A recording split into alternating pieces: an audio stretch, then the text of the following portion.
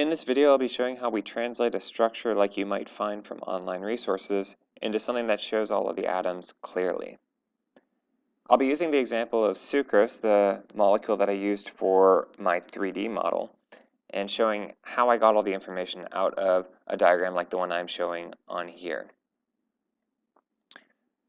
So to start, one thing we need to know is that a lot of these atoms are going to be shown differently on structures and not shown explicitly. To be able to check ourselves as we go, we're probably going to want to look up the chemical formula of our molecules just to make sure that we are accounting for everything as we go. In the case of sucrose, that's going to be C12H22O11, meaning that by the end of this, we should see clearly 12 carbon atoms, 22 hydrogen atoms, and 11 oxygen atoms.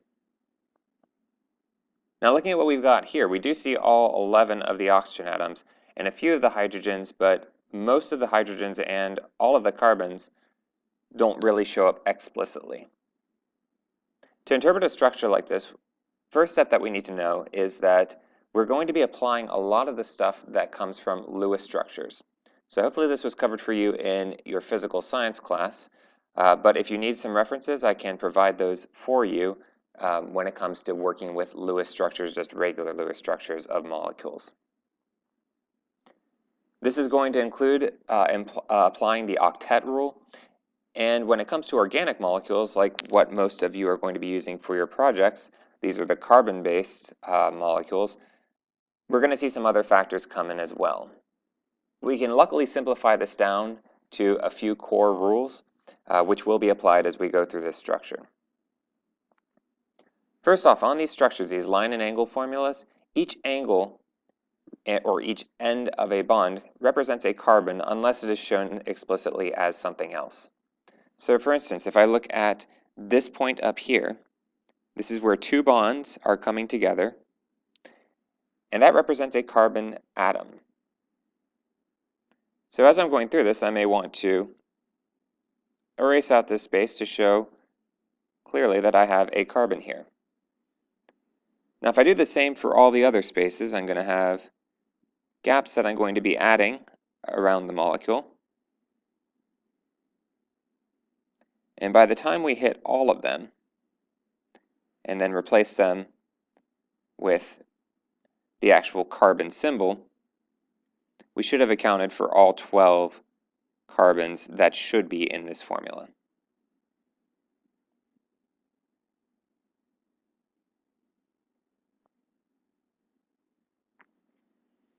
So looking at what we've got here, we've got 1, 2, 3, 4, 5, 6, 7, 8, 9, 10, 11, 12 carbons. We've now accounted for all of the carbons. As was mentioned before, we do have a lot of missing hydrogens, and that's because in this type of structure, the hydrogen atoms are left off when they are bonded to carbon because they would clutter the diagram significantly, and we're going to see that as we add them back on here. The way to know exactly where the hydrogens are uses something from the Lewis structure material that I was referencing before. The octet rule tells us that atoms like to have 8 valence electrons around them. And in the case of carbon, what that tends to mean is that carbon will form 4 bonds, each representing 2 of those valence electrons. Now if we take a look at, again, this carbon up at the top, we see that it only has 2 bonds shown to it, meaning that if it was going to be satisfied with its full octet and follow the rules that we mentioned before, it should have 2 other bonds. Those bonds actually are there, they're just not shown on the diagram, so we're going to add them in, and each of those goes to a hydrogen. Again, these are just left off of diagrams traditionally because they would clutter it up, and we'll see that as we add these back on here, there's going to be a lot more clutter in this diagram. It will make it more explicit though, and will make it a bit easier for us to translate into our 3D structure. Looking around at all the other carbon atoms, if I say it go down to this one, this has 1, 2, 3 bonds to it, meaning that it should have 1 hydrogen. This one also has 1, 2, 3, and is missing 1 hydrogen. And we'll see that most of these carbons are missing one hydrogen. Some, like this one, have the 4 bonds already, so that would imply that it's not going to have any additional hydrogens on it. And others, like the one that we started with, and now this one, have only 2 bonds and therefore need 2 hydrogens.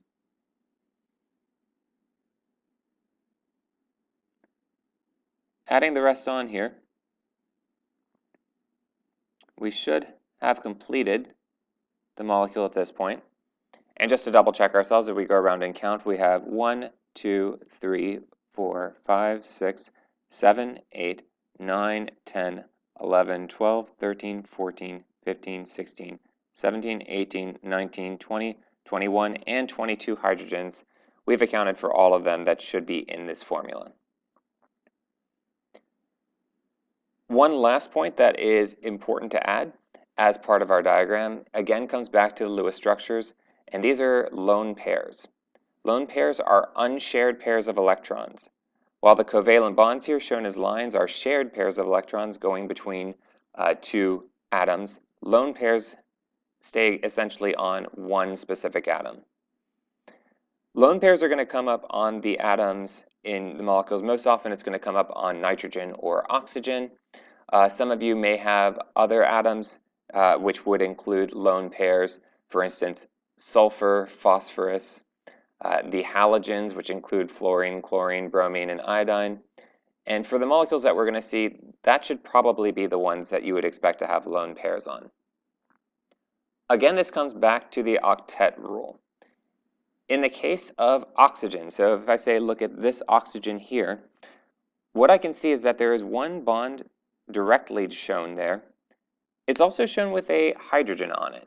That hydrogen is bonded to the oxygen and would have another bond going between them, meaning that this oxygen over here does have 2 bonds to it. Oxygen in organic molecules does tend to form 2 bonds, and therefore to finish its octet, we'll need to have 2 lone pairs, which I show as these pairs of dots.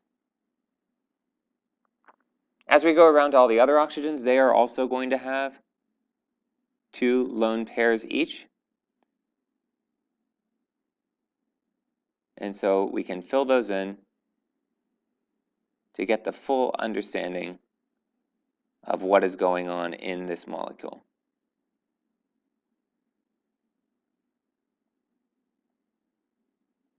Now, all of this work that we are doing here in putting on the extra hydrogens and the extra lone pairs that were not shown originally, this is to give us an idea of how we are going to build up the 3D structure of the molecule.